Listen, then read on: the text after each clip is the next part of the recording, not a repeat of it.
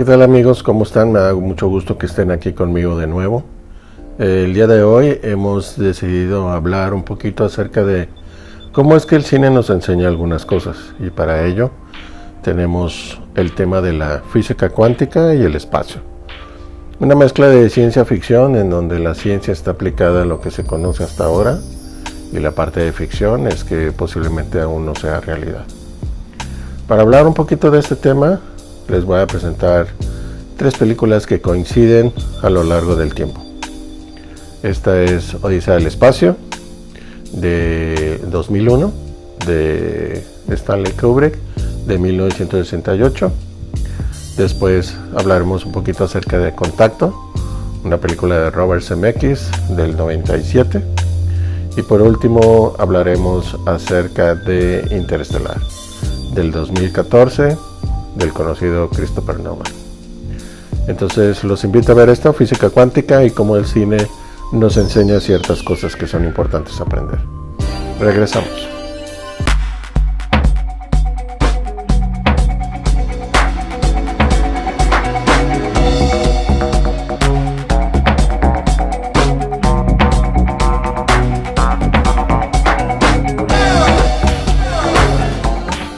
Hola, ¿qué tal amigos? Bienvenidos. Habíamos dicho que íbamos a hablar un poquito de física cuántica y como ejemplo vamos a hablar un poquito de Odisea del Espacio, 2001, de Stanley Kubrick. Ustedes saben muy bien que esta película es una película consagrada, es un clásico. En casi toda escuela de cine o materia de cine se habla acerca de ella. Una visión futurística de finales de la década de los 60, en donde sabemos que Kubrick utilizaba la música clásica para mostrarnos todos los espacios de su visión en esta especie de ópera visual que vemos con un despliegue tecnológico increíble. Kubrick utiliza lo mejor de las empresas de su tiempo para visualizar la vida en el siglo XXI. Esta interesante presentación plástica trae como consecuencia el resultado de esta película que incluso hoy, hasta nuestros días, después de varias décadas, todavía vemos la película y parece vigente. De ahí que la propuesta de todos los que colaboraron ahí, empresas como la desaparecida Pan American Airlines, que en su tiempo tenía el monopolio de los viajes intercontinentales, nos da su propuesta de un viaje a la Luna. Por ahí vemos a la NASA con su propuesta de la nave que va en esta visión de Júpiter y todo como se concebería en lo que serían los viajes en el espacio, y por supuesto IBM con la visión de este personaje dentro de la trama importante que es HAL 9000. Si vemos el despliegue del diseño artístico de la película, no podemos nosotros pasar por alto esta enorme visión futurista que todavía, como ya dijimos, prevalece hasta nuestros tiempos. Pero ¿qué es lo que hay que rescatar aquí de la física cuántica? Bueno, se ha hablado mucho de que para poder viajar miles de años luz en el espacio, lo ideal sería poder distorsionar las dimensiones.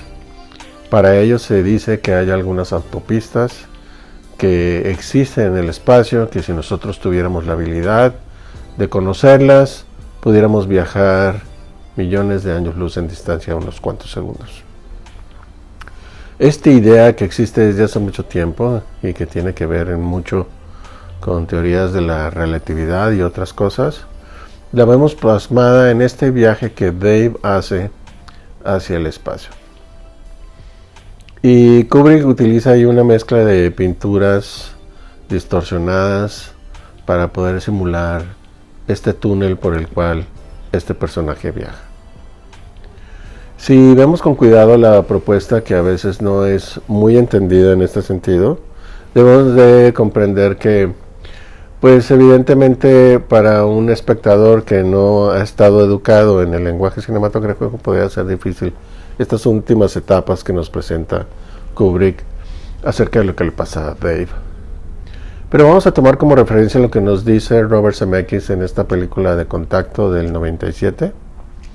Zemeckis hizo esta película de una adaptación muy interesante de una novela de Carl Sagan, a quien nosotros conocemos por la serie de Cosmos, el pionero de esta serie que trae pues el universo y todo lo que en él convergen hacia cualquier espectador común por esta serie que fue transmitida por televisión, buscando acercar a la ciencia a la gente común. Y como resultado de su experiencia durante muchos años, él realizó esta novela que habla acerca de la mezcla de la naturaleza humana ante la ciencia y la posibilidad de que el espacio infinito no estamos solos, ¿sí? De ahí el nombre de Contacto. Pero lo más interesante de la novela es cómo reaccionaría el ser humano y la ciencia ante la posibilidad de vida extraterrestre. Y ese es el paradigma que nutre esta historia. Pero dentro del contexto de la novela y de la película, nosotros vemos a una Jodie Foster representando a la doctora Arroway, que tiene un contacto. La forma en la que la película nos manifiesta cómo se hace este contacto y lo que viene como consecuencia después es parte interesante del planteamiento de la trama.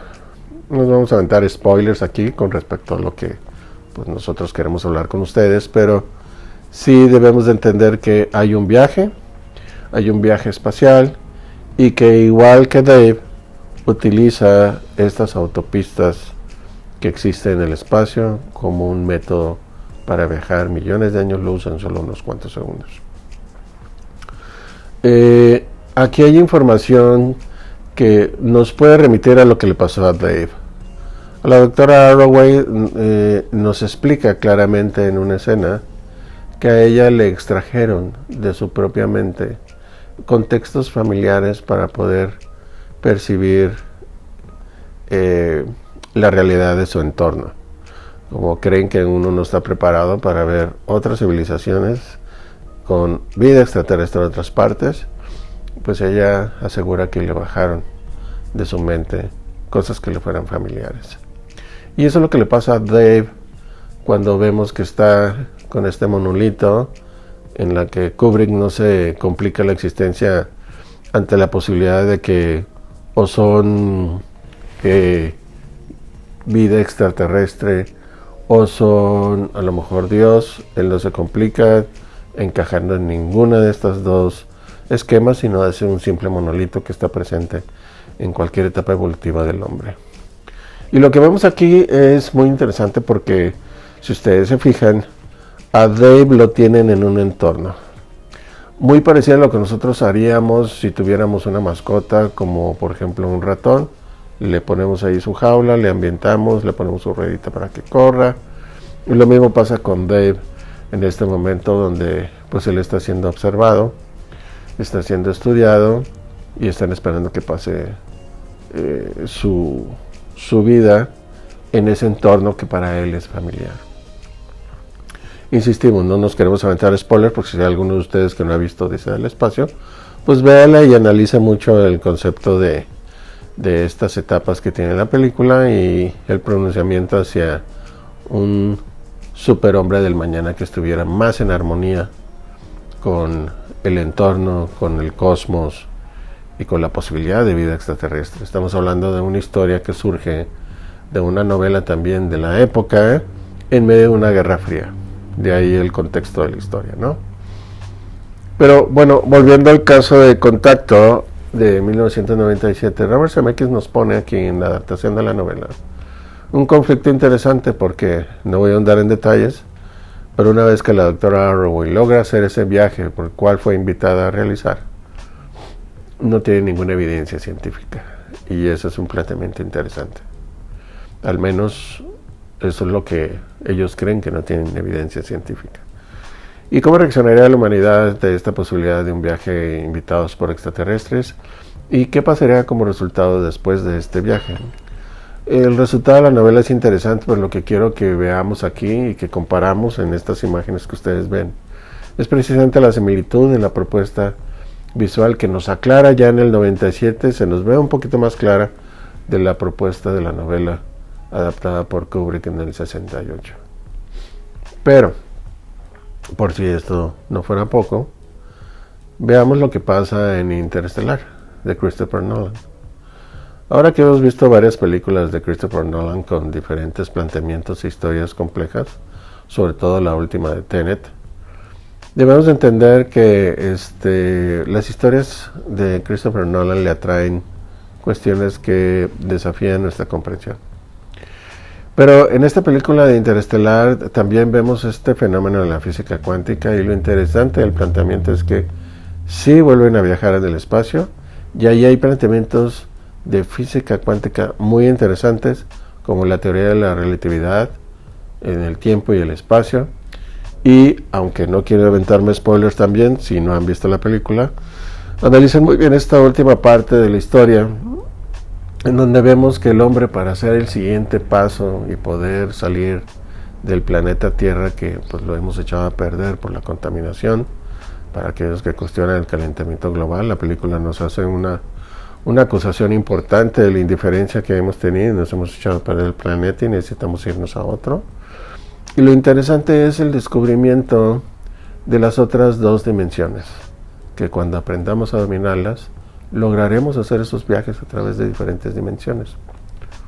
Nuevamente aquí se ve el planteamiento en esta película sobre lo que es precisamente la relación del tiempo y espacio, y lo que se nos plantea aquí es una teoría que ya tiene tiempo que ha surgido y que se está tratando de desarrollar: el que podamos dominar, en lugar de 3 dimensiones, 5.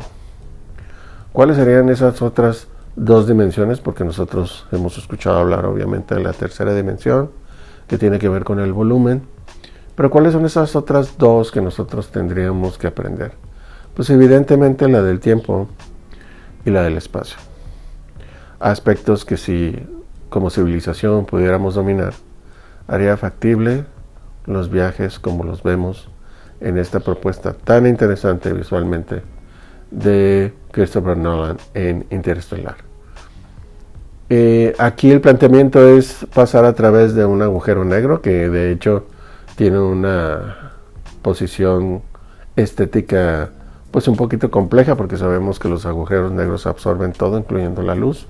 Pero para que pueda ser perceptible en la película para el espectador, hicieron un interesante diseño artístico de lo que sería el agujero negro y por dónde pasaríamos por ahí cuando vemos a Gargantúa, este nombre que le pusieron a este agujero negro, que permite la posibilidad de viajar en el espacio a otras galaxias diferentes, en esta búsqueda de poder encontrar otros espacios donde el ser humano pudiera coexistir con otros planetas diferentes. Entonces, si vemos con cuidado, las 3 películas se conectan en una evolución de un principio básico de la física cuántica, y el espectador que pudiera ver estas 3 películas tendría la posibilidad de comprender los últimos avances científicos.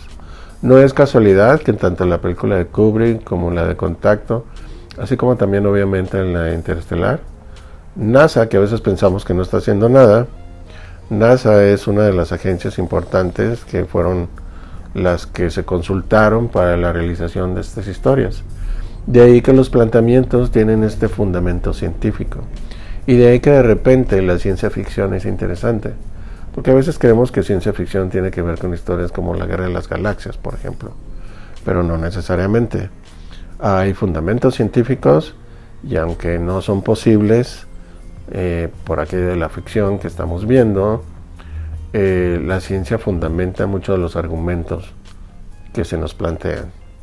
Entonces ojalá tengan tiempo de disfrutar esta trilogía de películas que nos hablan y nos acercan un poquito a los elementos científicos, y sobre todo la adaptación de la novela de Contacto de Zemeckis, que a través de la adaptación de la novela de Carl Sagan podemos ver esta apreciación de cómo sería la civilización que pudiera comprender o no el que pudiéramos tener contactos con otros seres en el universo. Y bueno, y por último, la posición de Interestelar, donde también se estudia mucho esta situación de la naturaleza humana, el hombre cómo es, cómo enfrenta los desafíos, tanto científicos como humanos, estas cuestiones del comportamiento de los seres humanos en la búsqueda de la conquista del espacio, en cuestiones de sobrevivencia también, que es importante que lo entendamos y lo veamos. La novela de Contacto también aborda algunos elementos también filosóficos interesantes sobre cuestiones trascendentales como la espiritualidad, la religión y otras cosas, y la frialdad de la evidencia científica. El personaje de la doctora Arroway atraviesa por todas estas etapas y es importante entender cómo es que ella enfrenta y cómo ella cataliza toda la inquietud del ser humano por el conocimiento.